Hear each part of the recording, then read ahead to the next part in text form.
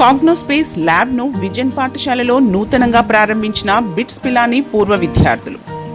Vision groups of schools chairman Vinod ఆధ్వర్యంలో bits Pilani పూర్వ విద్యార్థులు కాగ్నోస్పేస్ నూతన విద్యా విధానానికి సంబంధించిన ల్యాబ్ ను సంగారెడ్డి పట్టణ కేంద్రంలోని విజన్ స్కూల్లో ఘనంగా ప్రారంభించారు. పుస్తకాల్లోని పాఠాలను బట్టి పట్టే విధానానికి కాలం చెల్లిందని, విద్యార్థులు ప్రతి అంశాన్ని స్వయంగా ప్రయోగాలు చేస్తూ అనుభవం ద్వారా నేర్చుకునే సరికొత్త పద్ధతికి బిట్స్ పిలానీ పూర్వ విద్యార్థులు శ్రీకారం చుట్టారు.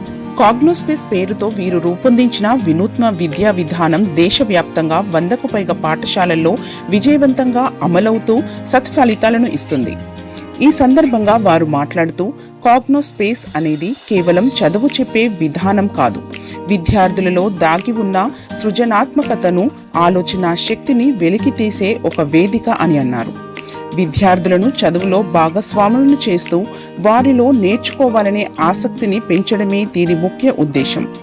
ఇందులో science, maths, robotics, engineering, technology, life skills వంటి కీలక కఠినమైన సబ్జెక్టులను కూడా ఆటపాటలతో ప్రయోగాల రూపంలో నేర్పిస్తారు. అత్యాధునిక కాగ్నోస్పేస్ స్కిల్స్ ల్యాబ్ ఏర్పాటు చేయడం జరిగిందని అన్నారు. జాతీయ విద్యా విధానానికి అనుగుణంగా 1 నుంచి 9వ తరగతి వరకు 600కు పైగా యాక్టివిటీస్ సిలబస్ను రూపొందించడం జరిగిందని అన్నారు. దీనివల్ల విద్యార్థులకు ప్రతి విషయంపై స్పష్టమైన, లోతైన అవగాహన కలుగుతుందని తెలిపారు. Vision groups of schools chairman Vinod ఈ విధానాన్ని విజన్ స్కూల్లో ప్రారంభించడం హర్షం వ్యక్తం చేస్తూ, కాగ్నోస్పేస్ సెషన్లలో విద్యార్థులు ఎంతో ఉత్సాహంగా, చురుకుగా పాల్గొంటున్నారని అన్నారు. వారిలో ఆత్మవిశ్వాసం పెరిగిందని, తోటి వారితో కలిసి పనిచేయడం, కొత్త విషయాలు తెలుసుకోవాలనే తపన కనిపిస్తుందని అన్నారు.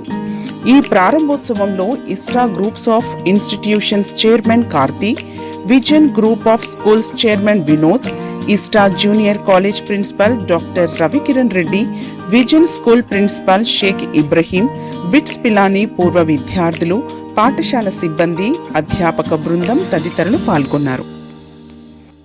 Thanks for watching NV News. Please like, share, and don't forget to comment. Please subscribe our channel and press bell icon.